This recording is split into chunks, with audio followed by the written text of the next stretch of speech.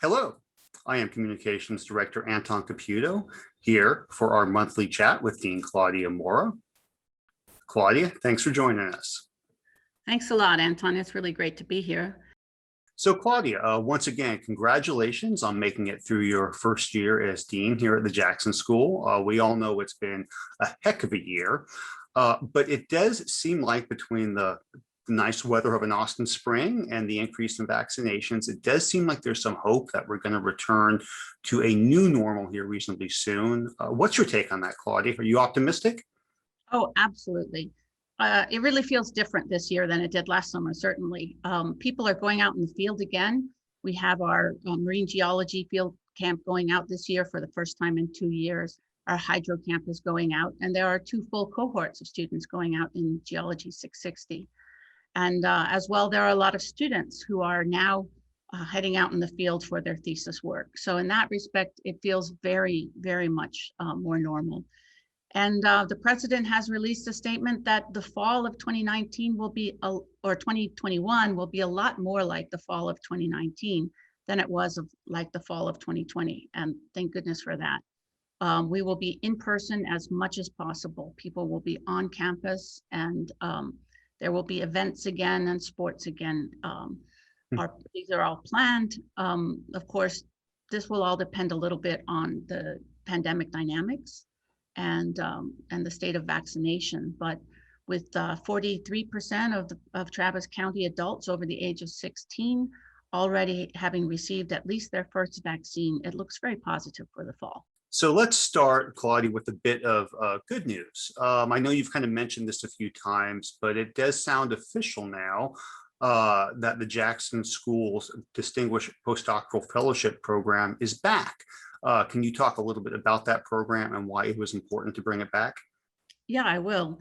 From everything I understand and what I heard when I was interviewing for this position, the Distinguished Postdoc Fellowship that was at the Jackson School for a number of years was a truly valued and cherished program.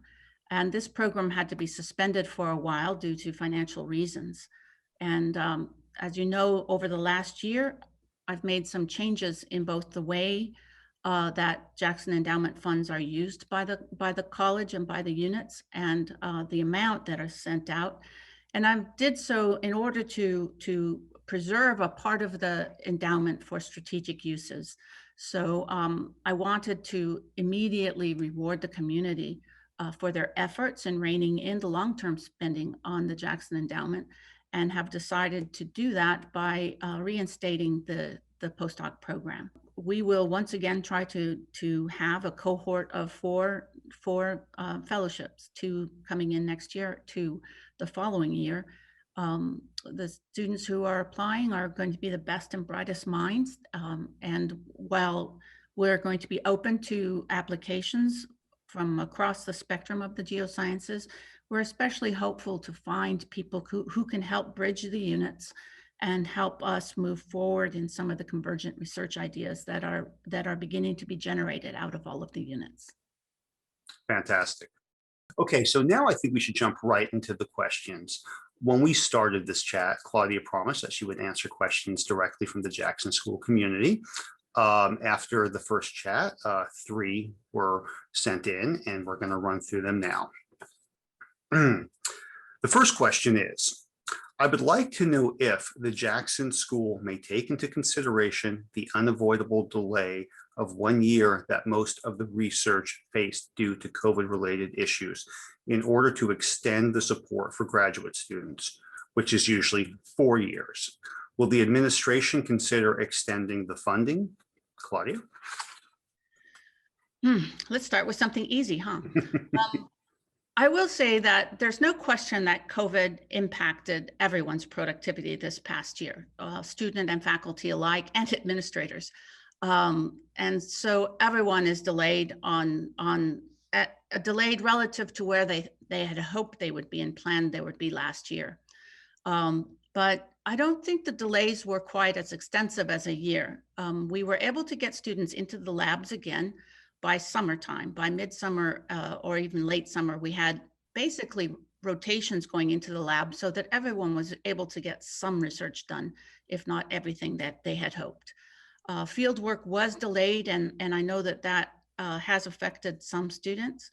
But along with these delays, we also had discussions with the faculty that the graduate mentors should spend time with their students, talking about the impacts that to the students particular in the student's particular case, and to try to find a reasonable resolution between what was going to be expected prior to the pandemic and what is reasonable for them to achieve between now and the end of their support window. So hopefully those discussions have been had, and if not, now is certainly the time to have it. My understanding is that people are coming to, are finding a reduced amount of effort expected in order to complete the thesis, so that students could graduate on time. If that's not the case, you can continue to discuss with your advisor alternatives for support. It is possible sometimes for students to find hourly work within the department that would help them close the gap for that month or two that they're behind. So students need to do everything they can, talk with Philip and see whether or not there are opportunities for them to find some level of support in order to finish their thesis.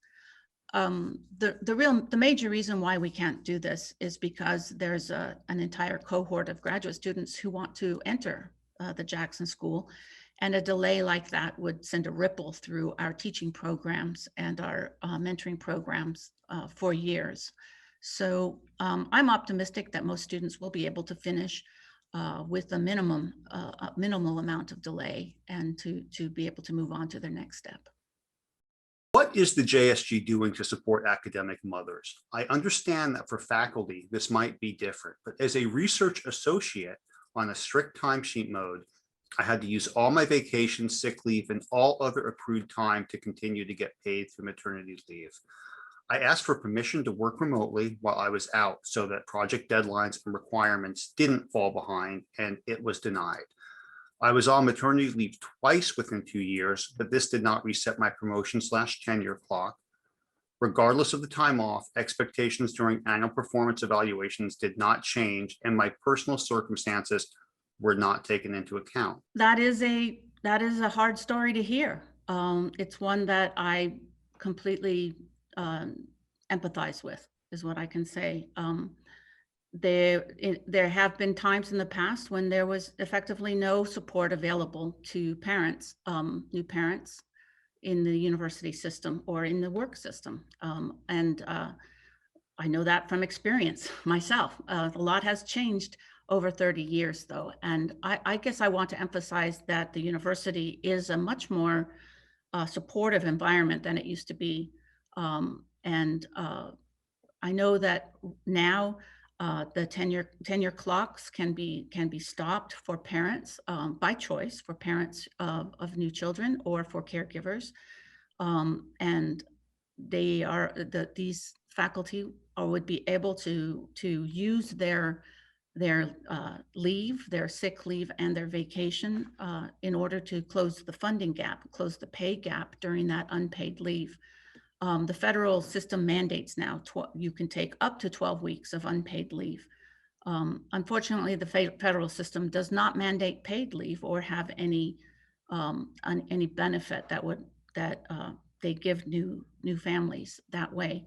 And that's a problem that's going to have to be solved, I think, in the voter booth. At the start of the pandemic, I was in many meetings in the Dean Council where it became immediately clear to me that the university was extremely concerned for the welfare of the faculty, and in particular for the welfare of the tenure track faculty, and created a leave or an ability to postpone for 1 year a tenure decision or a promotion decision at the associate professor level. So in that way, the university was trying hard to build in a buffer to the parts of the faculty who would be most affected.